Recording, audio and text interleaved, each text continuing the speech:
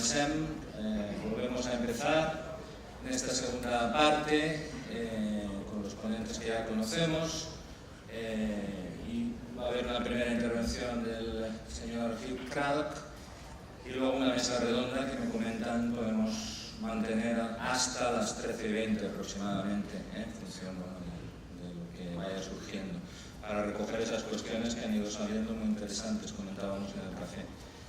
Pues yo ya he presentado al señor Hugh Craddock, simplemente por si alguien no estaba o simplemente recordar que trabaja actualmente en la Open Spaces Society, que es la más vieja organización ecologista en el Reino Unido.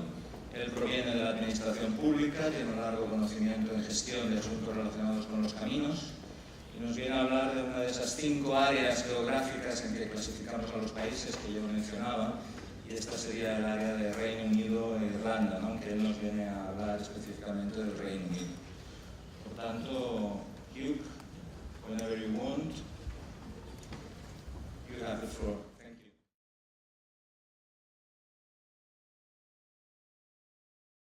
And it's lovely to be back here in Barcelona. It is 30 years since I was last here. I work for a small charity in England called the Open Spaces Society, and as Julio told you earlier, it is now 153 years since we were founded. I also, with my wife, ride horses on rural ways every week, so I have a great interest in this subject, both from work and at a personal level. I will be talking to you about the position in England. In Wales, it is very similar. In Scotland, the position is very different, and I won't be talking about that. In Scotland, there is a general right of access to the countryside. Rather like in Sweden, they have allemansrätten. That is a bit similar to Scotland. And in Northern Ireland, there are very few rural ways.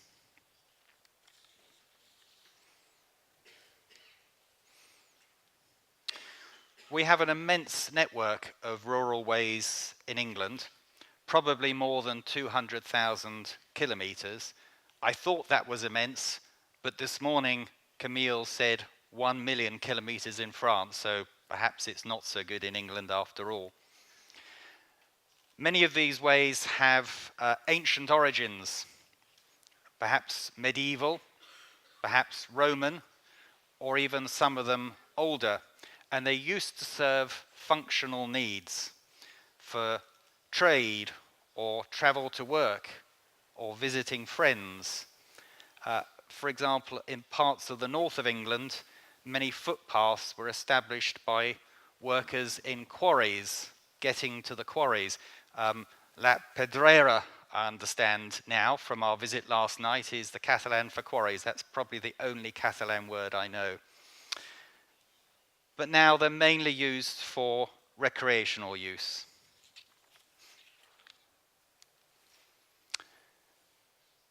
This map covers an area of about 12 kilometres by 12 kilometres, and it's near where I work in Henley-on-Thames in Oxfordshire. It's entirely representative of the pattern of rural ways in England generally. Some areas will have a denser network, and some will have a less dense network. These coloured lines represent rural ways. There are some paler lines in yellow, which are roads, but all of those pink, red, green lines are rural ways. So there are lots of them in the English countryside. And in England, the common law, that is the law made by judges over many centuries, has always recognised 3 classes of rural ways.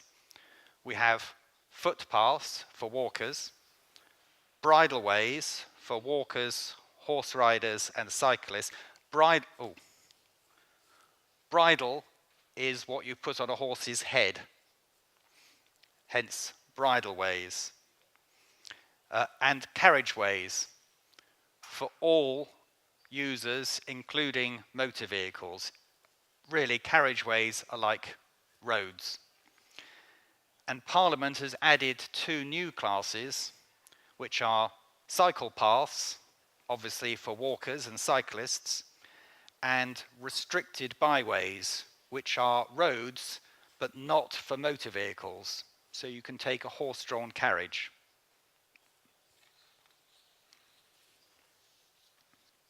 This is how one can find out about rural ways in England. They are shown on our mapping produced by the National Mapping Agency, the Ordnance Survey. This is the local network which we saw earlier. This little square here is shown on this map from the Ordnance Survey. And you will see that the different classes of rural ways are shown clearly. We have a restricted byway here, we have footpaths here, and we have a bridleway along here and along here. Down here in the corner, this yellow way is a public road. And I won't be talking about ordinary roads this morning. And here is an example of one of those footpaths. It was here on the map, and it is a simple path leading through the woods.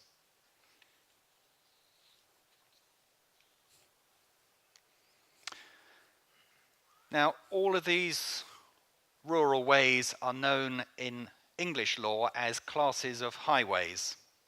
In fact, all public roads are highways too, and the same rules apply to all of them. The public have a legal right to use a highway, commensurate with the class of highway, so a right to walk along a footpath, a right to ride a horse or a cycle along a bridleway, a right to drive on a carriageway.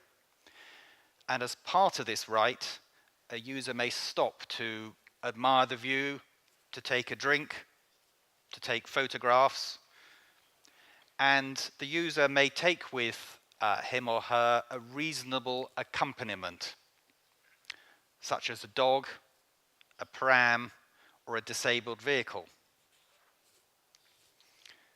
And here's an example of a disabled user on a path in Wessex, in Dorset. Not all paths are accessible to disabled users. This one is, many would not be.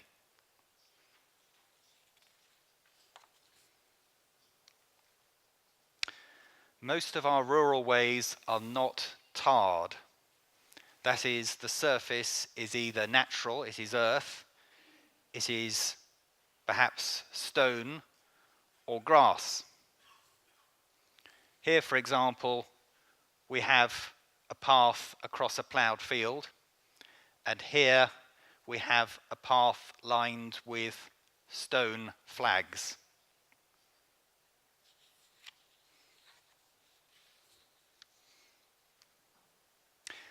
All of our paths cross private land. The land may be owned by individual farmers or landowners. Sometimes it is owned by local authorities or the government. These two photographs show rural ways through a farmed landscape. On the left, a bridleway across a field of, I think it's not quite sure. On the right, a bridleway through oilseed rape.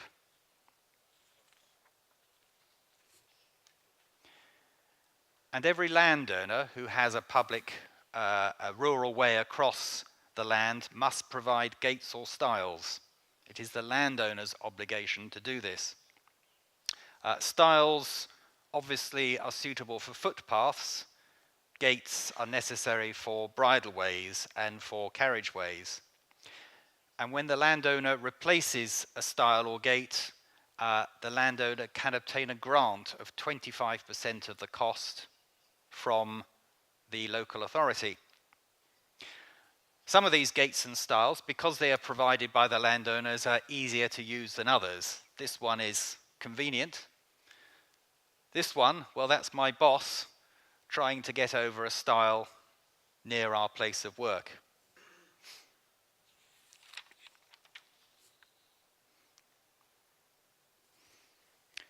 Many of these paths run across agricultural land, and the farmer may cultivate these paths.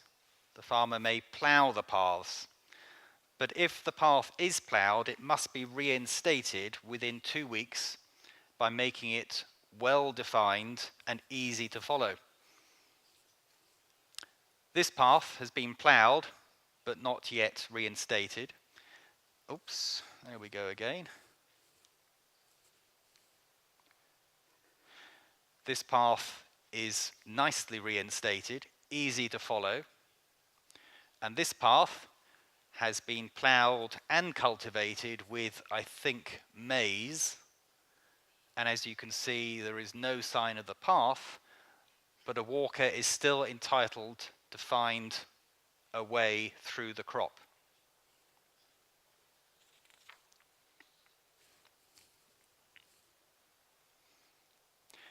And landowners must also keep their rural ways free of obstruction.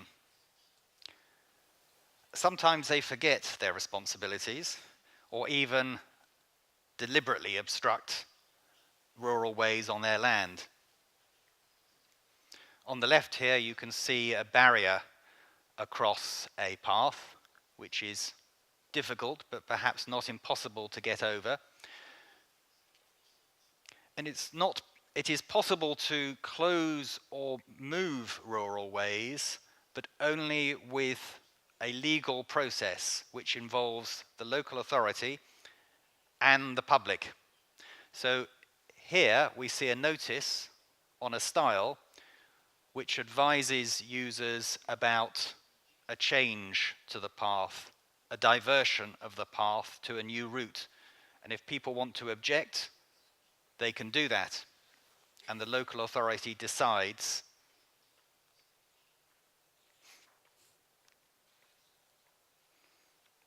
I mentioned local authorities, and their role is very important. They have a number of duties with respect to the ways in their area. They must protect the public right to use those ways. They must maintain most, but not all of them. They must prevent and act to remove obstructions. They must signpost and waymark the paths. They must make sure that ploughed paths are reinstated. And they must keep a definitive map and statement of footpaths, bridleways and byways. And we'll come back to the definitive map a little later.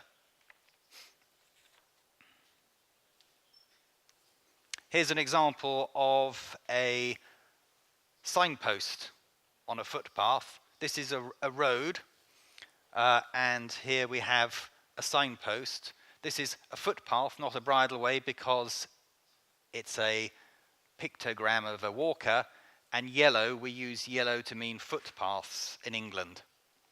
If it were blue and a horse, it would be a bridleway. And you can see here it says public footpath. All footpaths in England, all rural ways in England, should be marked like this where they join a public road. But we have trouble.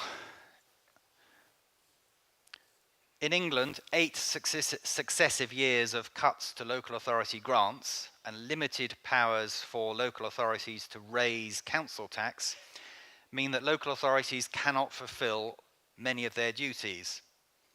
We find increasingly that rural ways are blocked by vegetation, impassable owing to deep mud, or that local authorities simply don't have the staff to require landowners to fulfill their obligations.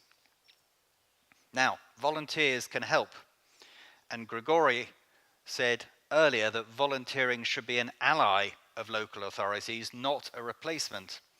But what is happening is volunteers are acting because local authorities do not act. We see here an enthusiastic band of volunteers near the border with Wales. But the question is, are they doing the local authorities' job for them, or are they supplementing what the local authority should do? Increasingly, it is the former.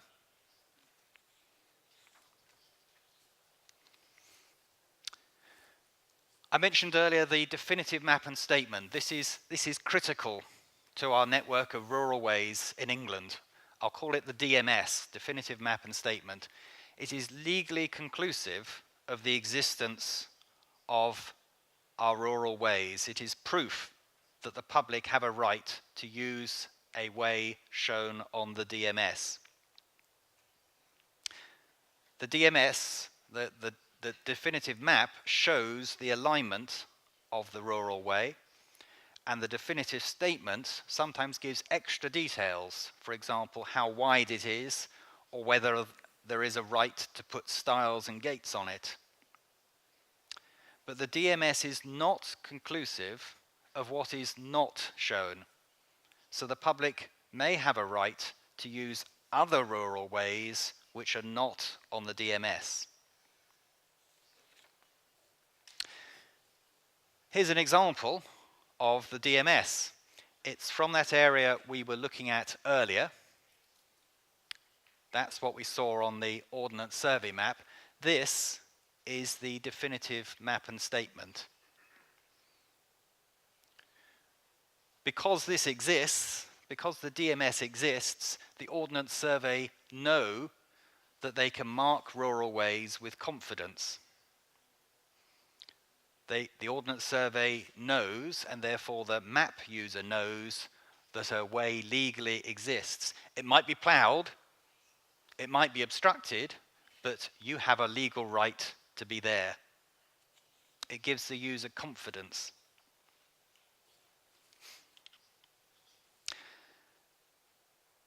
And the DMS is supposed to be a living document.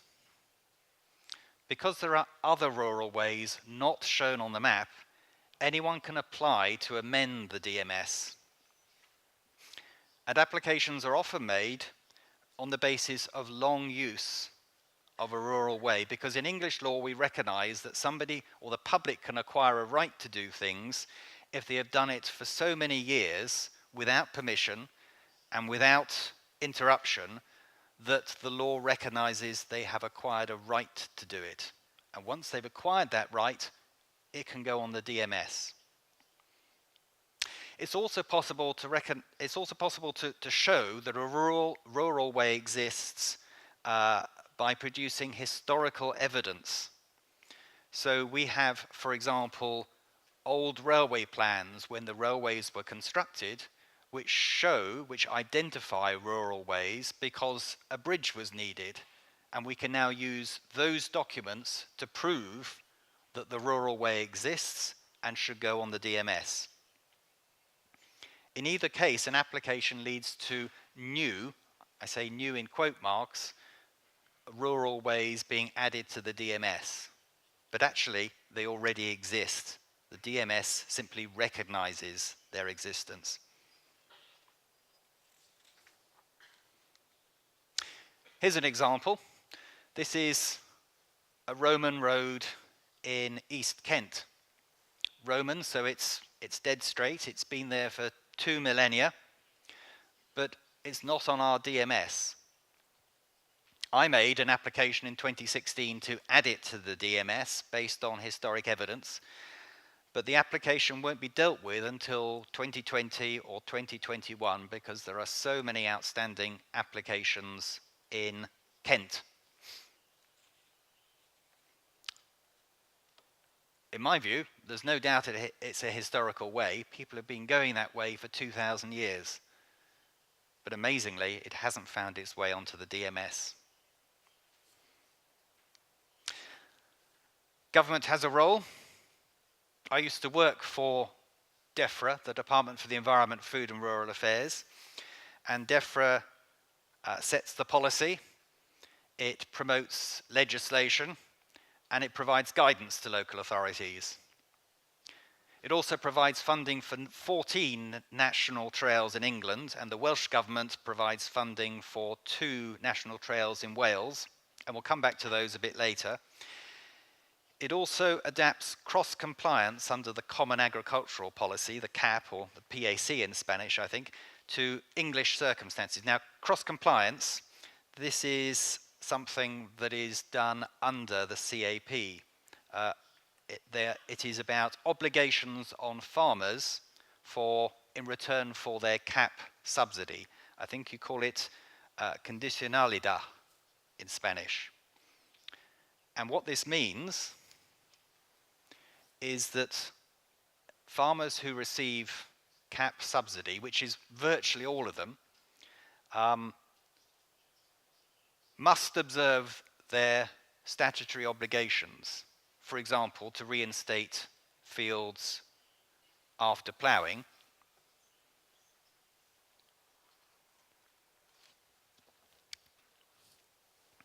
And if they don't, breaches of cross-compliance may lead to deductions from their CAP payments. So, in theory, that's quite a strong incentive for farmers to fulfill their obligations. But unfortunately, it isn't as well enforced as we would like.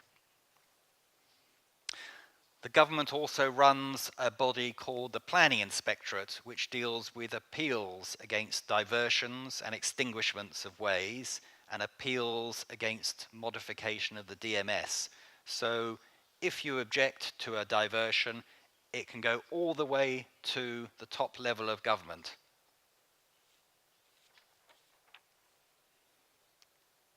I mentioned national trails earlier. There are 16 in the England and Wales. These are long-distance ways, mainly footpaths, bridleways, or byways, suitable for walking and in some cases for cycling or horse riding. And they are maintained with funding from the government with a grant of 75% of total cost. They are perhaps a bit like the Grand Randonnée in France and elsewhere in Europe. And in England, we are working to establish a further coastal route around the whole of the English coast. Although, as you can see, there is already a coastal footpath in existence in the southwest. And Wales actually already has a coastal footpath around its coastline.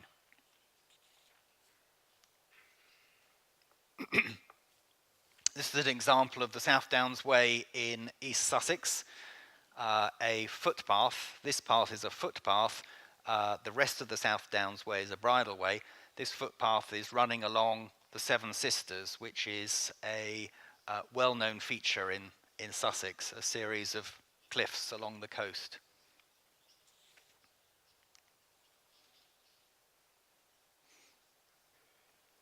I mentioned earlier that many historical ways are not yet recorded on the DMS.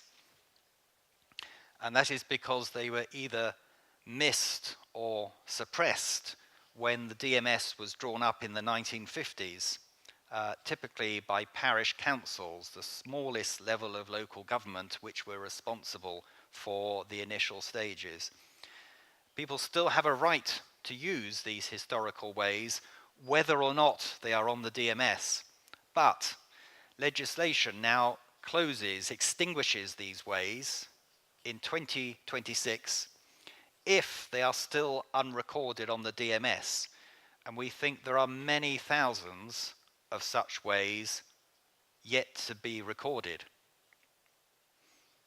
I compare this to the position in France about which Camille spoke this morning. Camille mentioned 250,000 kilometres of rural ways lost in France since 1959. An estimate of 250,000.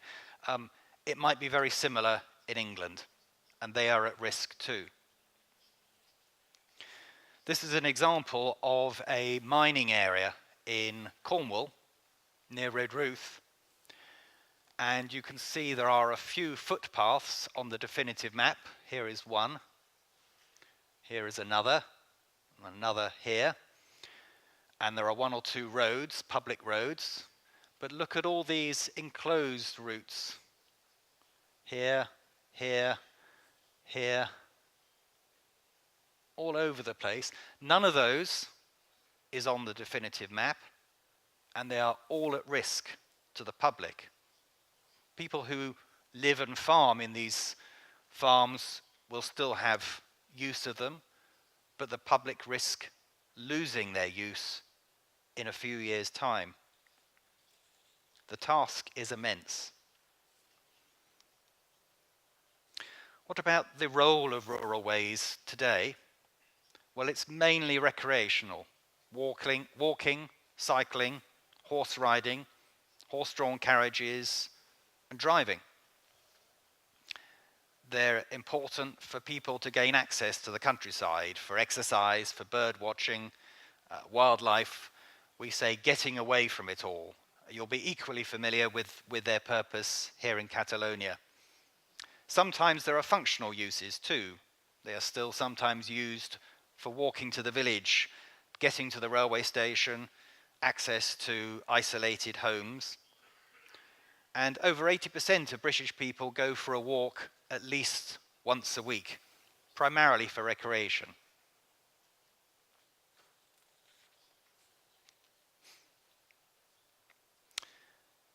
And when people go to the countryside, rural ways are often the key to their visits. They may go specifically to walk along a national trail, just to go for a walk in the countryside on other rural ways, or to go for a ride, as my wife and I do. They may use rural ways to access some of our iconic sites, such as Glastonbury Tor, the White Cliffs of Dover, or Mount Snowdon. And here's an example. This is Glastonbury Tor in Somerset. Here's the way up, and if you look at the Ordnance Survey map, that's somebody walking up to the Tor that way. The only way to get to the top is on a footpath. It's just an ordinary footpath.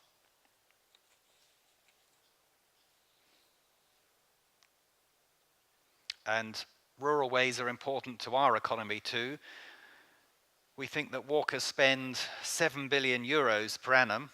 I think Julio said 3 to 5 euros per visit. I'm not sure how that works out and whether our walkers spend more or less than they do in Catalonia, but it's a valuable component in the rural economy. And we found this during the outbreak of foot and mouth disease in 2001, a disease of cattle, when the countryside was effectively closed and tourism was devastated. Going to the countryside is a crucial element of the rural economy. And countryside access is also important for health and well-being. 3.1 billion trips to the countryside each year, and we're building on this in one particular way, which is the Walkers Are Welcome project.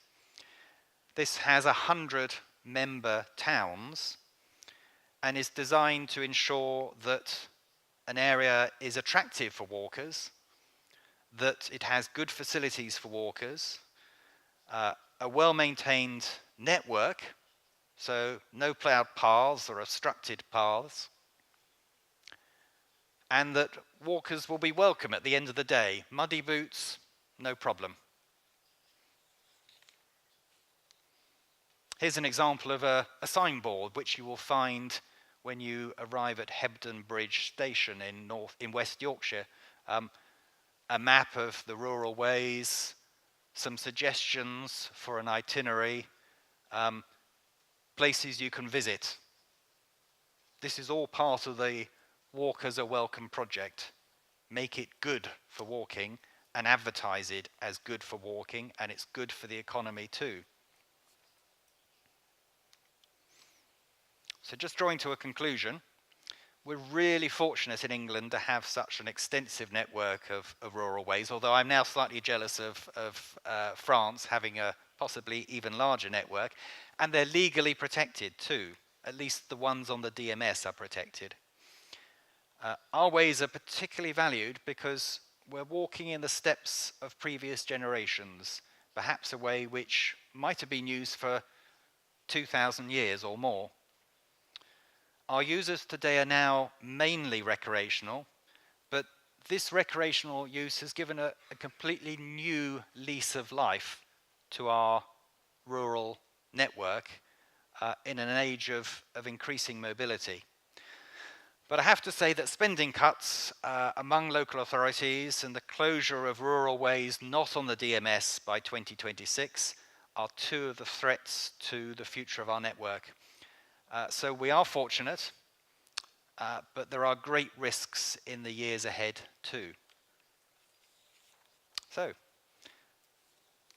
thank you for inviting me, and I hope to get some questions.